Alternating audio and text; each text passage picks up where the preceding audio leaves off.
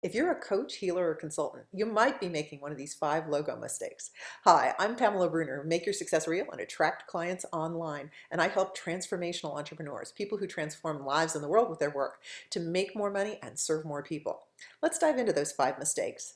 The first mistake is spending too much money on your logo right out of the gate. Now, unless you've got $1 million in a venture capital backing you up, and if you're a transformational entrepreneur, I'm guessing you don't, then spending a ton of money on your logo is money misspent. You can start off with a relatively simple logo. I know someone who came to me once, sort of crowing about her new logo and saying, hey, look at this beautiful logo. I spent $500 to do it. And once we worked on her message and her brand a little bit, she realized she wanted to change the name of her business, and her logo basically was worthless at that point. Now, even if you think that you have the name of the business that you're going to have from now until doomsday, let me tell you, logos do change, businesses change, especially at the beginning. So you want to make sure you don't spend too much money on it. Second problem is actually starting with your logo. So instead, start with the brand experience. Start with who you serve, what you do for them, the problem that you have a solution to, what's unique about you, and all of those things need to be super well defined before you worry about the logo. I know logos are exciting, logos are sexy, logos are things that you can dive in and nobody rejects you, tells you no.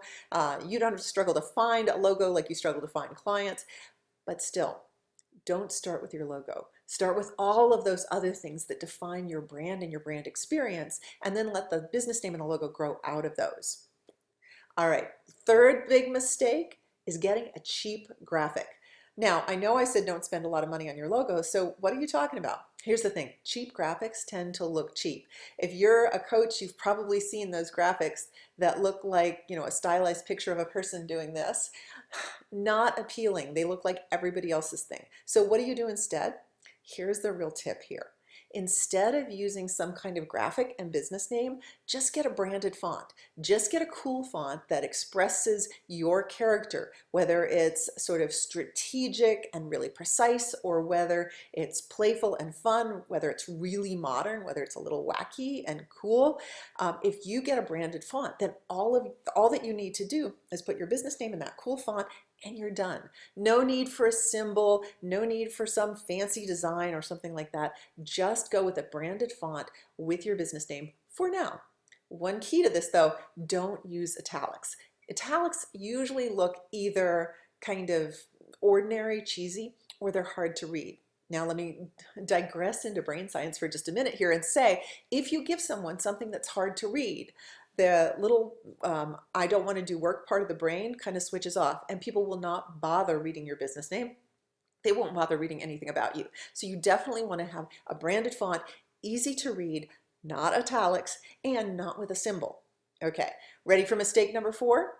Including your tagline in your logo. So I just said use a branded font, put your business name there, but what do we do about the tagline? Well, if you include the tagline in your font, the font always has to be printed really, really big in order to be seen. If you print the font down small, the way it often is, if you're sponsoring something, if you put your logo in the corner of a postcard or something like that, all of a sudden that tagline is unreadable. Same problem kicks in that we had with the italics. If people can't read it, they'll assume they're missing something. It'll look cheesy, cheap, not on brand, not something you want. So when you get your logo with the branded font done, then make sure you are not including that tagline. All right, fifth mistake, spending too much time on the whole thing.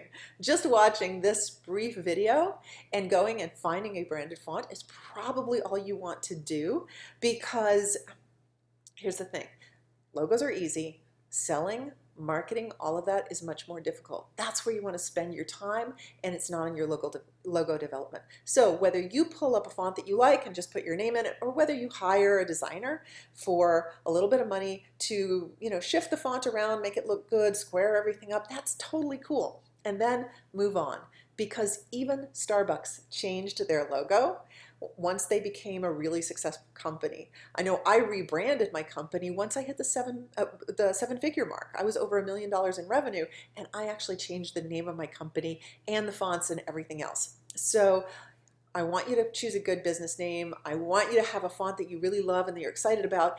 And I also want you to get out there, make a difference in people's lives, and be paid what you're worth. All right? So make sure you're not making any of the 5 logo mistakes. And if you want more tips like this, click the link below the video, and I'll see you there.